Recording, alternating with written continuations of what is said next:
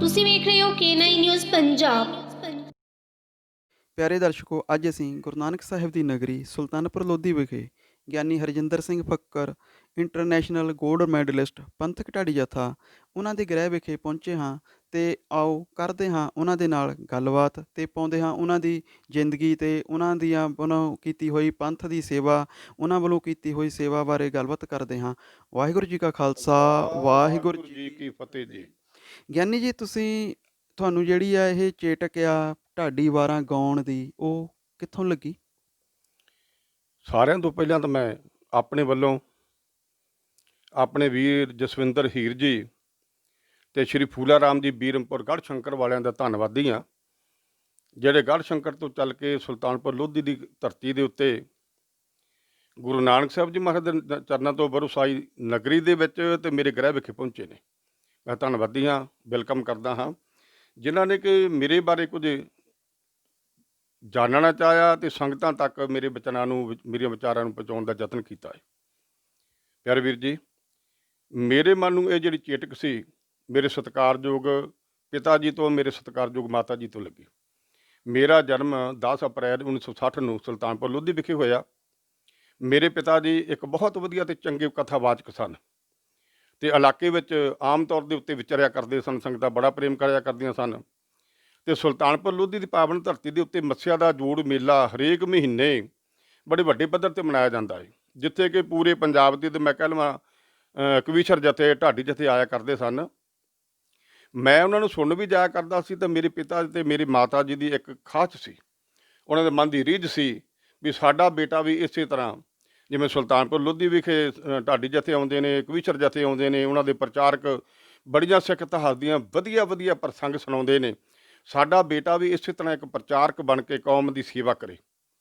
ਇਹ ਮੇਰੇ ਮਾਤਾ ਪਿਤਾ ਦੀ ਮਨ ਦੀ ਰੀਝ ਸੀ ਤੇ ਉਹਨਾਂ ਨੇ ਇਸ ਰੀਝ ਨੂੰ ਜਵਾਨ ਕਰਦਿਆਂ ਹੋਇਆਂ ਮੈਨੂੰ ਸਿੱਖਿਆ ਆਪਣੇ ਤੌਰ 'ਤੇ ਦਿੱਤੀ। ਇਹਨਾਂ ਤੋਂ ਬਾਅਦ ਮੈਨੂੰ ਗਿਆਨੀ ਪ੍ਰੀਤਮ ਸਿੰਘ ਜੀ ਪਰਦੇਸੀ ਪੱਕੇ ਕੋਠੇ ਵਾਲੇ, ਜਿਨ੍ਹਾਂ ਦਾ ਪਿੰਡ ਦਾ ਨਾਮ ਤੇ ਅਮਰਜੀਤਪੁਰ ਹੈ, ਉਹਨਾਂ ਦੇ ਚਰਨੀ ਲਾ ਦਿੱਤਾ। ਮੈਂ ਉਹਨਾਂ ਦੇ ਕੋਲ ਸੰਥਿਆ ਲਈ ਸ਼੍ਰੀ ਅਖੰਡ ਪਾਠ ਸਾਹਿਬ ਕਰਨ ਦੀ, ਦੇ ਨਾਲ ਇਤਿਹਾਸ ਦੀ ਵੀ ਸਿੱਖਿਆ ਲਈ, ਕਿਉਂਕਿ ਮੇਰੇ ਉਸਤਾਦ ਸਾਹਿਬ ਬੜੇ ਵਿਦਵਾਨ ਸਨ।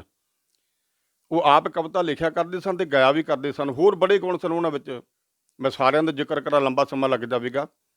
ਮੈਨੂੰ ਉਸਤਾਦ ਸਾਹਿਬ ਜੀ ਦੇ ਕੋਲੋਂ ਇਹ ਸਿੱਖਿਆ ਮਿਲ ਗਈ ਤੇ ਮੇਰੇ ਮਨ ਦੀ ਜਿਹੜੀ ਲਗਨ ਸੀ ਹੋਰ ਵੀ ਉੱਚੀ ਹੋ ਗਈ ਤੇ ਮੈਂ ਇਸੇ ਤਰ੍ਹਾਂ ਇਹ ਲਗਨ ਨੂੰ ਲੈ ਕੇ ਆਪਣੇ ਮਾਤਾ ਪਿਤਾ ਦੀਆਂ ਰੀਝਾਂ ਨੂੰ ਪੂਰਾ ਕਰਦਾ ਹੋਇਆ ਪੰਥ ਦੀ ਸੇਵਾ 'ਚ ਹਾਜ਼ਰ ਹੋਇਆ।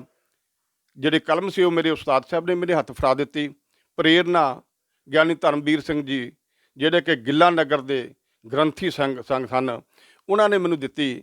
ਉਹਨਾਂ ਮੈਨੂੰ ਆਖਿਆ, ਕਾਕਾ ਹਰਜਿੰਦਰ ਸਿੰਘ ਫੱਕਰ, ਉੱਦਾਂ ਤੋਂ ਲੋਕਾਂ ਦੇ ਲਿਖੀਆਂ ਹੋਈਆਂ ਰਚਨਾਵਾਂ ਗਾਉਂਦਾ ਏ, ਬੜਾ ਵਧੀਆ ਲੈਕਚਰ ਕਰਦਾ ਏ, ਪਰ ਬੇਟਾ ਜੇ ਤੂੰ ਕਿਤੇ ਆਪ ਲਿਖ ਕੇ ਗਾਵੇਂ ਤਾਂ ਉਹਦਾ ਆਨੰਦ ਹੋਰ ਵੀ ਹੋਵੇਗਾ। ਇਹ ਗੱਲ ਮੈਂ ਆਪਣੇ ਉਸਤਾਦ ਸਾਹਿਬ ਨੂੰ ਬੇਨਤੀ ਕਰ ਦਿੱਤੀ, ਗਿਆਨੀ ਪ੍ਰੀਤਮ ਸਿੰਘ ਜੀ ਨੂੰ, ਤੇ ਉਹਨਾਂ ਨੇ ਆਪਣੇ ਹੱਥੀਂ ਆਪਣੀ ਜੇਬ ਦੇ ਨਾਲੋਂ ਲਾਹ ਕੇ ਪੈਨ ਵੀ ਮੈਨੂੰ ਫੜਾ ਦਿੱਤਾ ਤੇ ਨਾਲ ਆਸ਼ੀਰਵਾਦ ਵੀ ਦਿੱਤਾ, ਲਿਖਣ ਦਾ ਢੰਗ ਵੀ ਦੱਸਿਆ, ਜਿਸ ਦੇ ਸਦਕਾ ਮੈਂ ਅੱਜ ਬਹੁਤ ਵੱਡੀ ਗਿਣਤੀ ਦੇ ਵਿੱਚ ਢਾਡੀ ਕਲਾ ਦੇ ਪ੍ਰਸੰਗ, ਕਵੀਸ਼ਰੀ ਪ੍ਰਸੰਗ ਲਿਖ ਚੁੱਕਾ ਹਾਂ ਤੇ ਜਿਨ੍ਹਾਂ ਨੂੰ ਕਿ ਢਾਡੀ ਜਥੇ ਗਾਉਂਦੇ ਨੇ ਤੇ ਨਾਮ ਵੀ ਮੇਰਾ ਲੈਂਦੇ ਨੇ ਤੇ ਲੋਕਾਂ ਕੋਲ ਜਸ ਕੱਟਦੇ ਨੇ। ਤੇ ਤੁਹਾਨੂੰ ਪਰਿਵਾਰ ਦਾ ਸਹਿਯੋਗ ਕਿਸ ਤਰ੍ਹਾਂ ਮਿਲ ਰਿਹਾ? ਮੈਨੂੰ ਮੇਰੇ ਪਰਿਵਾਰ ਦਾ ਸਹਿਯੋਗ ਬਹੁਤ ਹੀ ਵਧੀਆ ਤੇ ਚੰਗਾ ਮਿਲ ਰਿਹਾ ਹੈ। ਕਿਹਨਾਂ ਦਾ ਸਹਿਯੋਗ ਤੁਹਾਨੂੰ? ਸਾਰਿਆਂ ਤੋਂ ਪਹਿਲਾਂ ਮੇਰੇ ਮਾਤਾ ਪਿਤਾ ਨੇ ਬਹੁਤ ਵੱਡਾ ਸਹਿਯੋਗ ਦਿੱਤਾ। ਬਹੁਤ ਸਾਰੇ ਕੰਮ ਮੇਰੇ ਉਹ ਕਰਿਆ ਕਰਦੇ ਸਨ। ਜਦੋਂ ਮੇਰੀ ਮੈਰਿਜ ਹੋ ਗਈ, ਮੇਰੀ ਵਾਈਫ ਪਿਆਰ ਕੌਰ ਵੱਲੋਂ ਬਹੁਤ ਸਾਰਾ ਸਹਿਯੋਗ ਮਿਲਿਆ ਮੈਨੂੰ। ਕਈ ਵਾਰੀ ਆਪਣੇ ਲਿਖਣ 'ਚ ਬੜਾ ਰੁੱਝਾ ਹੁੰਦਾ ਸੀ ਤੇ ਉਸ ਟਾਈਮ ਦੇ ਉੱਤੇ ਘਰ ਦੇ ਬਹੁਤ ਸਾਰੇ ਕੰਮ ਜਿਹੜੇ ਸਨ ਮੇਰੀ ਵਾਈਫ ਕਰਦੀ ਸੀ। ਉਸ ਤੋਂ ਬਾਅਦ ਮੇਰੇ ਬੱਚੇ ਜਦੋਂ ਥੋੜ੍ਹੇ ਜਿਹੇ ਉੱਚੇ ਹੋਏ ਨੇ, ਜਵਾਨ ਹੋਏ ਨੇ, ਤੇ ਮੇਰੇ ਬਹੁਤ ਸਾਰੇ ਕੰਮ, ਮੇਰੀਆਂ ਬਹੁਤ ਸਾਰੀਆਂ ਜ਼ਿੰਮੇਵਾਰੀਆਂ ਉਹਨਾਂ ਨੇ ਸੰਭਾਲ ਲਈਆਂ ਤੇ ਮੈਨੂੰ ਲਿਖਣ ਵਾਸਤੇ, ਮੈਨੂੰ ਪੜ੍ਹਨ ਵਾਸਤੇ ਬਹੁਤ ਸਾਰਾ ਜਿਹੜਾ ਸੀ ਸਮਾਂ ਮਿਲਦਾ ਰਿਹਾ ਤੇ ਇਸੇ ਤਰ੍ਹਾਂ ਮੈਂ ਆਪਣਾ ਜੀਵਨ ਦਾ ਪੰਧ ਪੂਰਾ ਕਰਦਾ ਹੋਇਆ ਅੱਜ ਤੱਕ ਦੇ ਸਮੇਂ ਤੱਕ ਆ ਪਹੁੰਚਾ। ਢਾਡੀ ਵਾਰਾਂ 'ਚ ਤਾਂ ਤੁਸੀਂ ਪੂਰੀ ਮਹਾਰਤ ਹਾਸਲ ਕੀਤੀ, ਤੇ ਇਸ ਤੋਂ ਬਿਨਾਂ ਆਪਣੀ ਮੁੱਢਲੀ ਸਿੱਖਿਆ ਬਾਰੇ ਵੀ ਕੁਝ ਸਾਡੇ ਸੰਗਤ ਨਾਲ ਚਾਨਣਾ ਪਾਓ। ਮੈਂ ਜਿਵੇਂ ਬੇਨਤੀ ਕੀਤੀ ਹੈ, ਮੇਰਾ ਜਨਮ ਸੁਲਤਾਨਪੁਰ ਲੋਧੀ ਤੋਂ ਹੋਇਆ ਹੈ। ਮੈਂ ਮੈਟ੍ਰਿਕ ਤੱਕ ਸਰਕਾਰੀ ਹਾਈ ਸਕੂਲ ਤੋਂ ਵਿੱਦਿਆ ਪ੍ਰਾਪਤ ਕੀਤੀ। ਉਸ ਤੋਂ ਬਾਅਦ ਗੁਰੂ ਨਾਨਕ ਖਾਲਸਾ ਕਾਲਜ ਦੇ ਵਿੱਚ ਮੈਂ ਜਾ ਕੇ ਦਾਖਲ ਹੋਇਆ ਤੇ BA ਤੱਕ ਮੈਂ ਜੋ ਸਿੱਖਿਆ ਸੀ ਉੱਥੋਂ ਪ੍ਰਾਪਤ ਕੀਤੀ। ਤੇ ਕਾਲਜ ਦੇ ਜਿਹੜੇ ਸਨ ਸਾਡੇ ਪ੍ਰਿੰਸੀਪਲ ਸਾਹਿਬ, ਸਾਡੇ ਪ੍ਰੋਫੈਸਰ ਸਾਹਿਬ, ਲੈਕਚਰਰ ਸਾਹਿਬ, ਉਹਨਾਂ ਦਾ ਬਹੁਤ ਜ਼ਿਆਦਾ ਪਿਆਰ ਮੈਨੂੰ ਮਿਲਦਾ ਰਿਹਾ। ਮੇਰੇ ਸਟੂਡੈਂਟ ਸਾਥੀ ਜਿਹੜੇ ਸਨ ਸਾਡੇ ਕਾਲਜ 'ਚ ਪੜ੍ਹਦੇ, ਭਾਵੇਂ ਉਹ ਸਾਡੇ ਤੋਂ ਪਿੱਛੇ ਪੜ੍ਹਦੇ ਸਨ, ਭਾਵੇਂ ਅੱਗੇ ਪੜ੍ਹਦੇ ਸਨ, ਉਹਨਾਂ ਦਾ ਬਹੁਤ ਸਾਰਾ ਜਿਹੜਾ ਸੀ ਮਾਣ ਚਾਅ ਮੈਨੂੰ ਮਿਲਦਾ ਰਿਹਾ। ਸਾਡੇ ਕਾਲਜ ਵਿੱਚ ਵੀ ਬਹੁਤ ਸਾਰੇ ਫੰਕਸ਼ਨ ਹੋਇਆ ਕਰਦੇ ਸਨ, ਅਤੇ ਜਿਨ੍ਹਾਂ ਵਿੱਚੋਂ ਆਮ ਤੌਰ ਦੇ ਉੱਤੇ ਅਨਾਊਂਸਮੈਂਟ ਦੀ ਸੇਵਾ ਅਤੇ ਧਾਰਮਿਕ ਜਿਹੜੇ ਕੰਮ ਹੁੰਦੇ ਸਨ, ਉਹਨਾਂ ਦੇ ਵਿੱਚ ਮੈਨੂੰ ਕਾਲਜ ਵੱਲੋਂ ਬੜੀ ਪਹਿਲ ਦਿੱਤੀ ਜਾਂਦੀ ਸੀ, ਜਿਹਦੇ ਸਦਕਾ ਮੈਂ ਆਪਣਾ ਪੰਧ ਜਿਹੜਾ ਸੀ, ਪੈਂਡਾ ਸੀ, ਉਹ ਸੌਖੇ ਤਰ੍ਹਾਂ ਦੇ ਨਾਲ ਜਿਹੜਾ ਸੀ ਤੈਅ ਕਰ ਸਕਿਆ। ਢਾਡੀ ਵਾਰਾਂ ਦੇ ਨਾਲ ਤੁਹਾਨੂੰ ਲਿਖਣੀ ਵਿੱਚ ਵੀ ਮੁਹਾਰਤ ਹਾਸਲ ਆ, ਅਤੇ ਜੋ ਤੁਸੀਂ ਲਿਖ ਰਹੇ ਹੋ ਉਸ ਬਾਰੇ ਥੋੜ੍ਹਾ ਜਿਹਾ ਚਾਨਣਾ ਪਾਓ। ਗੁਰੂ ਨਾਨਕ ਸਾਹਿਬ ਜੀ ਮਹਾਰਾਜ ਦੀ ਕਿਰਪਾ ਦੇ ਨਾਲ ਮੈਂ ਅੱਜ ਤੱਕ ਜੋ ਉਸਤਾਦ ਸਾਹਿਬ ਦੀ ਥਾਪਣਾ ਦੇ ਨਾਲ, ਆਪਣੇ ਮਾਤਾ ਪਿਤਾ ਦੇ ਆਸ਼ੀਰਵਾਦ ਦੇ ਨਾਲ ਲਿਖਿਆ ਹੈ। ਸਾਰਿਆਂ ਤੋਂ ਪਹਿਲਾਂ ਤਾਂ ਮੈਂ ਗੁਰੂ ਸਾਹਿਬਾਨਾਂ ਦਾ ਸਾਰੇ ਜੀਵਨ ਨੂੰ ਲਿਖਣ ਦਾ ਯਤਨ ਕੀਤਾ ਹੈ। ਮੇਰੀ ਕੋਸ਼ਿਸ਼ ਹੈ ਕਿ ਮੈਂ ਸਾਰੇ ਦੇ ਸਾਰੇ 10 ਗੁਰੂਆਂ ਦਾ ਜੀਵਨ ਬਾਰੇ ਪ੍ਰਸੰਗ ਲਿਖਣ ਦਾ ਯਤਨ ਕੀਤਾ, ਅਤੇ ਕਾਫੀ ਹੱਦ ਤੱਕ ਮੈਂ ਉਹ 'ਚ ਸਫਲ ਵੀ ਹੋਇਆ ਹਾਂ। ਉਹਨਾਂ ਤੋਂ ਬਾਅਦ ਜਿਹੜੇ ਸ਼੍ਰੋਮਣੀ ਭਗਤ ਜਿਨ੍ਹਾਂ ਦਾ ਜ਼ਿਕਰ ਸ਼੍ਰੀ ਗੁਰੂ ਗ੍ਰੰਥ ਸਾਹਿਬ ਜੀ ਮਹਾਰਾਜ ਦੇ ਵਿੱਚ ਹੈ, ਮੈਂ ਉਹਨਾਂ ਦੇ ਜੀਵਨ ਬਾਰੇ ਬਹੁਤ ਸਾਰੇ ਢਾਡੀ ਪ੍ਰਸੰਗ ਲਿਖੇ ਨੇ, ਕਵੀਸ਼ਰੀ ਦੀਆਂ ਕਵਿਤਾਵਾਂ ਲਿਖੀਆਂ ਨੇ, ਅਤੇ ਉਹਦੇ ਤੋਂ ਬਾਅਦ ਜੋ ਸਾਡਾ ਕੌਮੀ ਇਤਿਹਾਸ ਹੈ, ਸਾਡੇ ਸੂਰਮੇ ਯੋਧੇ ਜਵਾਨ ਜਰਨੈਲ ਹੋਏ ਨੇ, ਸਾਡੇ ਵਿਦਵਾਨ ਹੋਏ ਨੇ, ਉਹਨਾਂ ਬਾਰੇ ਵੀ ਲਿਖਿਆ ਹੈ। ਅਤੇ ਖਾਸ ਕਰਕੇ ਸਮਾਜਿਕ ਤੌਰ ਦੇ ਉੱਤੇ ਬਹੁਤ ਸਾਰੀਆਂ ਜਿਹੜੀਆਂ ਕੁਰੀਤੀਆਂ ਨੇ, ਕਿਉਂ ਕੁਰੀਤੀਆਂ ਤਾਂ ਹੁਣ ਘੱਟ ਗਈਆਂ ਹੋਈਆਂ ਨੇ, ਕੁਰੀਤੀਆਂ ਬਹੁਤ ਵੱਧ ਗਈਆਂ ਹੋਈਆਂ ਨੇ, ਜਿਵੇਂ ਕਿ ਦਾਜ ਲੈਣ ਵਾਲੀ ਜਿਹੜੀ ਕੁਰੀਤੀ ਹੈ, ਉਸ ਤੋਂ ਬਾਅਦ ਭਰੂਣ ਹੱਤਿਆ ਵਾਲੀ ਜੋ ਕੁਰੀਤੀ ਹੈ, ਬੱਚਿਆਂ ਜੋ ਲੜਕੀਆਂ ਸਾਡੀਆਂ ਨੇ, ਅਸੀਂ ਆਪਣੀਆਂ ਲੜਕੀਆਂ ਨੂੰ ਬਹੁਤ ਘੱਟ ਵਿੱਦਿਆ ਦੇ ਕੇ ਰਾਜੀ ਹਾਂ, ਵੀ ਐਵੇਂ 5ਵੀਂ 7ਵੀਂ ਤੱਕ ਪੜ੍ਹਾ ਕੇ ਕਹਿੰਦੇ ਛੱਡੋ ਜੀ, ਇਹਨੇ ਕਿਹੜਾ ਕਦੇ ਨੌਕਰੀ ਕਰਨੀ ਹੈ, ਘਰ ਦੇ ਭਾਂਡੇ ਮਾਂਜਣੇ ਨੇ ਜਾਂ ਬੱਚੇ ਸਾਂਭਣੇ ਨੇ। ਉਹਨਾਂ ਦੀਆਂ ਹੋਰ ਬਹੁਤ ਸਾਰੀਆਂ ਜਿਹੜੀਆਂ ਇਹੋ ਜਿਹੀਆਂ ਕੁਰੀਤੀਆਂ ਨੇ, ਉਹਨਾਂ 'ਤੇ ਮੈਂ ਲਿਖਣ ਦਾ ਯਤਨ ਕੀਤਾ ਹੈ, ਅਤੇ ਸਮਾਜ ਵੱਲੋਂ ਮੈਨੂੰ ਹਾਂ ਪੱਖੀ ਹੁੰਗਾਰਾ ਵੀ ਮਿਲਿਆ। ਮੈਨੂੰ ਇਸ ਗੱਲ ਦਾ ਮਾਣ ਹੈ। ਅਤੇ ਤੁਹਾਡੀ ਕੋਈ ਕਿਤਾਬ ਲਿਖ ਕੇ ਆ ਰਹੀ ਮਾਰਕੀਟ ਦੇ ਵਿੱਚ ਜਾਂ ਕੁਛ ਵੀ? ਕਿਤਾਬ ਦੀ ਮੈਂ ਪੂਰੀ ਤਿਆਰੀ ਕੀਤੀ ਹੋਈ ਸੀ, ਸਿਰਫ ਕਰੋਨਾ ਦਾ ਕਰਕੇ ਜਾਂ ਲੋਕਡਾਊਨ ਹੋਣ ਕਰਕੇ ਉਹ ਕਿਤਾਬ ਮੈਂ ਛੁਪਵਾ ਕੇ ਸੰਗਤਾਂ ਦੀ ਸੇਵਾ 'ਚ ਭੇਟਾ ਨਹੀਂ ਕਰ ਸਕਿਆ। ਮੈਂ ਧੰਨ ਗੁਰੂ ਨਾਨਕ ਸਾਹਿਬ ਜੀ ਮਹਾਰਾਜ ਬਾਰੇ, ਸਿੱਖ ਗੁਰੂਆਂ ਬਾਰੇ, ਅਤੇ ਜਿਵੇਂ ਕਿ ਸ਼੍ਰੀ ਕਬੀਰ ਸਾਹਿਬ ਜੀ ਮਹਾਰਾਜ, ਰਵਿਦਾਸ ਮਹਾਰਾਜ ਜੀ ਬਾਰੇ, ਬਾਬਾ ਨਾਮਦੇਵ ਜੀ ਵਗੈਰਾ, ਇਹਨਾਂ ਬਾਰੇ ਮੈਂ ਬਹੁਤ ਸਾਰੇ ਪ੍ਰਸੰਗ ਜਿਹੜੇ ਲਿਖੇ ਨੇ ਉਸ ਪੁਸਤਕ ਦੇ ਵਿੱਚ ਸ਼ਾਮਿਲ ਕੀਤੇ ਹੋਏ ਨੇ।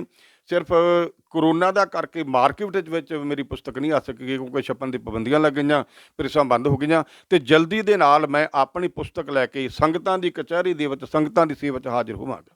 ਤੁਸੀਂ ਕਿਹਨਾਂ ਪੰਥ ਪ੍ਰਸਿੱਧ ਸਟੇਜਾਂ 'ਤੇ ਜਾ ਕੇ ਆਪਣੀ ਮੁਹਾਰਤ ਕਲਾ ਦੇ ਜੌਹਰ ਵਿਖਾ ਚੁੱਕੇ? ਬੇਨਤੀ ਇਸ ਤਰ੍ਹਾਂ ਵੀ ਬਹੁਤ ਸਾਰੀ ਕਿਰਪਾ ਸ਼੍ਰੀ ਗੁਰੂ ਗ੍ਰੰਥ ਸਾਹਿਬ ਜੀ ਮਹਾਰਾਜ ਦੀ, ਅਤੇ ਸੰਗਤਾਂ ਦਾ ਮਿਹਰ ਭਰੇ ਹੱਥ ਮੇਰੇ ਸਿਰ 'ਤੇ ਹੈ। ਮੈਨੂੰ ਬੰਬੇ ਵਿੱਚ ਵੀ, ਅਤੇ ਮੈਨੂੰ ਦਿੱਲੀ ਵਿੱਚ ਵੀ, ਮੈਨੂੰ ਕਲਕੱਤੇ ਦੇ ਬਹੁਤ ਸਾਰੇ ਗੁਰਦੁਆਰੇ ਸਾਹਿਬ ਦੇ ਵਿੱਚ ਵੀ ਆਪਣੀ ਕਲਾ ਜਿਹੜੀ ਆ ਦਿਖਾਉਣ ਦਾ ਜੋ ਸਮਾਂ ਮਿਲਿਆ ਹੈ। ਪੰਜਾਬ ਦੀ ਧਰਤੀ ਉੱਤੇ ਤਾਂ ਮੈਂ ਕਹਿ ਲਵਾਂ ਕਿ ਬਹੁਤ ਸਾਰੀਆਂ ਥਾਵਾਂ ਦੇ ਉੱਤੇ, ਕੋਈ ਨਗਰ ਵੇਲੇ ਹੋਣਗੇ ਜਿੱਥੇ ਮੈਂ ਨਾ ਗਿਆ ਹੋਵਾਂਗਾ, ਬਹੁਤ ਸਾਰੀਆਂ ਪ੍ਰਬੰਧਕ ਕਮੇਟੀਆਂ ਨੇ, ਨੌਜਵਾਨ ਵੀਰਾਂ ਨੇ, ਢਾਡੀ ਕਲਾ ਨੂੰ ਪਿਆਰ ਕਰਨ ਵਾਲੇ ਸੱਜਣਾ ਨੇ, ਇਤਿਹਾਸ ਸੁਣਨ ਵਾਲੇ ਬਹੁਤ ਸਾਰੇ ਗੁਰਮੁਖਾਂ ਪਿਆਰਿਆਂ ਨੇ ਮੈਨੂੰ ਹਰੇਕ ਪ੍ਰੋਗਰਾਮ 'ਤੇ ਸੱਦਣ ਦਾ ਯਤਨ ਕੀਤਾ ਹੈ। ਜਿਵੇਂ ਕਿ ਸਾਡੇ ਨਾਮਵਰ ਢਾਡੀਆਂ ਨੂੰ ਹੋਰ ਵੀ ਸੱਦਿਆ ਜਾਂਦਾ, ਮੈਨੂੰ ਵੀ ਉਹ ਮਾਣ ਸਤਿਕਾਰ ਪ੍ਰਾਪਤ ਹੋਇਆ। ਇਹਦੇ ਨਾਲ ਸੰਗਤਾਂ ਨੇ ਬਹੁਤ ਸਾਰਾ ਮੈਨੂੰ ਪਿਆਰ ਬਖਸ਼ਿਸ਼ ਕੀਤਾ, ਅਤੇ ਮੈਂ ਆਪਣੇ ਵਿਦੇਸ਼ ਦੇ ਵੀ ਜੋ ਦੌਰੇ ਕੀਤੇ ਨੇ। 2 ਵਾਰ ਮੈਨੂੰ ਕੈਨੇਡਾ ਜਾਣ ਦਾ ਸਮਾਂ ਮਿਲਿਆ ਹੈ, ਅਤੇ 4 ਵਾਰ ਮੈਂ ਅਮਰੀਕਾ ਦਾ ਵੀ ਟੂਰ ਲਾ ਕੇ ਆਇਆ ਹਾਂ। ਇਹ ਏਡਾ ਵੱਡਾ ਮਾਣ ਮੈਂ ਸਮਝਦਾ ਹਾਂ ਕਿ ਸਾਰਾ ਕੁਝ ਜਿੱਥੇ ਸ਼੍ਰੀ ਗੁਰੂ ਗ੍ਰੰਥ ਸਾਹਿਬ ਮਹਾਰਾਜ ਦੀ ਕਿਰਪਾ ਹੈ, ਉੱਥੇ ਗੁਰੂ ਕੀਆਂ ਗੁਰਮੁਖ ਸੰਗਤਾਂ ਦੀ, ਸਾਰੇ ਦੇ ਸਾਰੇ, ਮੈਂ ਇਕੱਲੇ ਸਿੱਖਾਂ ਹੀ ਵਾਲੇ ਗੁਰਮੁਖਾਂ ਦੀ ਨਹੀਂ ਗੱਲ ਕਰਦਾ, ਮੈਂ ਸਾਰੇ ਪੰਜਾਬੀਆਂ ਦੀ ਗੱਲ ਕਰਦਾ ਹਾਂ। ਉਹਨਾਂ ਸਾਰਿਆਂ ਨੂੰ ਮੈਨੂੰ ਦਿਲੋਂ ਭਰਵਾਂ ਪਿਆਰ ਬਖਸ਼ਿਸ਼ ਕੀਤਾ ਅਤੇ ਮਾਣ ਬਖਸ਼ਿਸ਼ ਕੀਤਾ। ਅੰਤ ਵਿੱਚ ਤੁਸੀਂ ਆਉਣ ਵਾਲੀ ਪੀੜ੍ਹੀ ਨੂੰ ਕੀ ਸੰਦੇਸ਼ ਦੇਣਾ ਚਾਹੁੰਦੇ ਹੋ? ਮੈਂ ਆਉਣ ਵਾਲੇ ਸਮੇਂ ਦੇ ਅੰਦਰ ਜੋ ਸਾਡੀਆਂ ਆ ਰਹੀਆਂ ਪੀੜ੍ਹੀਆਂ ਨੇ, ਤਾਂ ਮੌਕੇ ਉੱਤੇ ਆਪਣੇ ਨੌਜਵਾਨ ਵੀਰਾਂ ਨੂੰ, ਆਪਣੀਆਂ ਭੈਣਾਂ ਨੂੰ ਇੱਕ ਗੱਲ ਜ਼ਰੂਰ ਕਹਾਂਗਾ ਕਿ ਸਾਨੂੰ ਸਾਰਿਆਂ ਤੋਂ ਪਹਿਲਾਂ ਤਾਂ ਵਾਤਾਵਰਨ ਦੀ ਸੰਭਾਲ ਕਰਨ ਦੀ ਬਹੁਤ ਜ਼ਿਆਦਾ ਜ਼ਰੂਰਤ ਹੈ। ਵਾਤਾਵਰਨ ਬੜਾ ਗੰਧਲਾ ਹੋ ਗਿਆ ਹੋਇਆ, ਮਨੁੱਖ ਦਾ ਜੀਂਦੇ ਰਹਿਣ ਦਾ ਹੀ ਸਬੱਬ ਬੜਾ ਘਟਦਾ ਜਾ ਰਿਹਾ ਹੈ। ਦੂਸਰੇ ਨੰਬਰ ਦੇ ਉੱਤੇ ਪਾਣੀ ਦੀ ਸੰਭਾਲ ਕਰਨ ਵਾਸਤੇ ਸਾਨੂੰ ਸਿਰ ਤੋੜ ਯਤਨ ਕਰਨ ਦੀ ਲੋੜ ਹੈ, ਅਤੇ ਸਿਰ ਤੋੜ ਯਤਨ ਇਹੋ ਜਿਹੇ ਹੋਣੇ ਚਾਹੀਦੇ ਨੇ, ਜਿਵੇਂ ਆਪਾਂ ਪੈਟਰੋਲ ਦੀ ਸੰਭਾਲ ਕਰਦੇ ਹਾਂ ਉਹਦੇ ਨਾਲੋਂ ਵੱਧ ਕੇ ਸਾਨੂੰ ਪਾਣੀ ਦੀ ਸੰਭਾਲ ਕਰਨ ਦੀ ਲੋੜ ਆ। ਜਿਵੇਂ ਡੀਜ਼ਲ ਦੀ ਵਰਤੋਂ ਬੜੀ ਸੋਚ ਸਮਝ ਕੇ ਕਰਦੇ ਹਾਂ, ਉਹਦੇ ਵਾਂਗੂ ਸਾਨੂੰ ਆਪਣੇ ਇਸ ਪਾਣੀ ਨੂੰ ਸੰਭਾਲਣ ਦੀ ਲੋੜ ਹੈ, ਤਾਂ ਹੀ ਸਾਡਾ ਸੰਸਾਰ 'ਤੇ ਜੀਵਨ ਦੇ ਜੋ ਹੈ ਉਹ ਬਚਿਆ ਰਹਿ ਸਕਦਾ ਹੈ। ਅਤੇ ਨਾਲ ਮੈਂ ਇੱਕ ਬੇਨਤੀ ਜ਼ਰੂਰ ਕਰਨੀ ਚਾਹਾਂਗਾ ਕਿ ਜੋ ਨਸ਼ੇ ਨੇ ਉਹ ਸਾਡੇ ਨੌਜਵਾਨਾਂ ਨੂੰ ਘੁਣ ਵਾਂਗ ਖਾ ਹੀ ਨਹੀਂ ਜਾ ਰਹੇ, ਬਲਕਿ ਖਾ ਲਿਆ ਹੋਇਆ। ਹੁਣ ਤੇ ਲੋੜ ਉਹਨਾਂ ਨੂੰ ਬਚਾਉਣ ਦੀ ਹੈ। ਜਿਵੇਂ ਸੋਨਾ ਬਚਾ ਬਚਾ ਕੇ ਰੱਖਦੇ ਹਾਂ, ਸਾਂਭ ਕੇ ਰੱਖਦੇ ਹਾਂ, ਅਸੀਂ ਆਪਣੇ ਨੌਜਵਾਨ ਬੱਚਿਆਂ ਨੂੰ ਇਸੇ ਤਰ੍ਹਾਂ ਸੰਭਾਲ ਕੇ ਰੱਖੀਏ। ਤੇ ਇੱਕ ਜਿਹੜੀ ਜ਼ਰੂਰੀ ਗੱਲ ਹੈ, ਸਾਡੇ ਮਾਪਿਆਂ ਦਾ ਫਰਜ਼ ਬਣਦਾ ਹੈ ਉਹ ਆਪਣੇ ਬੱਚਿਆਂ ਨੂੰ ਟਾਈਮ ਦੇਣ, ਤੇ ਨਾਲ ਬੱਚਿਆਂ ਦਾ ਟਾਈਮ ਫਰਜ਼ ਬਣਦਾ ਹੈ, ਭਾਵੇਂ ਉਹ ਬੇਟੀਆਂ ਹੋਣ ਭਾਵੇਂ ਬੇਟੇ ਹੋਣ, ਉਹ ਆਪਣੇ ਵੱਲੋਂ ਟਾਈਮ ਕੱਢ ਕੇ ਆਪਣੇ ਮੰਮੀ ਡੈਡੀ ਕੋਲ, ਆਪਣੇ ਮਾਪਿਆਂ ਦੇ ਕੋਲ, ਆਪਣੇ ਦਾਦਾ ਜੀ ਦਾਦੀ ਕੋਲ ਜਾਂ ਨਾਨਕਿਆਂ ਦੇ ਕੋਲ, ਜਿੱਥੇ ਵੀ ਹੋਣ, ਉਹ ਜ਼ਰੂਰ ਆਪਣੇ ਵੱਡਿਆਂ ਦੇ ਕੋਲ ਬੈਠ ਕੇ ਉਹਨਾਂ ਕੋਲ ਸਿੱਖਿਆ ਜ਼ਰੂਰ ਲੈਣ। ਫੱਕਰ ਸਾਹਿਬ, ਤੁਸੀਂ ਸਾਡੇ ਨਾਲ ਗੱਲਬਾਤ ਕੀਤੀ, ਤੁਹਾਡਾ ਬਹੁਤ ਬਹੁਤ ਧੰਨਵਾਦ। ਆਪ ਜੀ ਦਾ ਵੀ ਬਹੁਤ ਬਹੁਤ ਧੰਨਵਾਦੀ। ਮੈਂ ਦੁਬਾਰਾ ਫਿਰ ਧੰਨਵਾਦੀ ਹਾਂ ਵੀਰ ਜਸਵਿੰਦਰ ਹੀਰ ਜੀ ਤੇ ਵੀਰ ਫੂਲਾ ਰਾਮ ਜੀ ਬੀਰਮਪੁਰ ਵਾਲੇ, ਜਿਹੜੇ ਗੜ੍ਹਸ਼ੰਕਰ ਤੋਂ ਚੱਲ ਕੇ ਆਏ ਨੇ, ਮੇਰੇ ਵਿਚਾਰ ਸੰਗਤਾਂ ਤੱਕ ਪਹੁੰਚਾਏ ਨੇ। ਮੈਂ ਆਪਣੇ ਇਹਨਾਂ ਦੋਹਾਂ ਵੀਰਾਂ ਦਾ ਬਹੁਤ ਬਹੁਤ ਧੰਨਵਾਦੀ ਹਾਂ। ਵਾਹਿਗੁਰੂ ਜੀ ਕਾ ਖਾਲਸਾ, ਵਾਹਿਗੁਰੂ ਜੀ ਕੀ ਫਤਿਹ।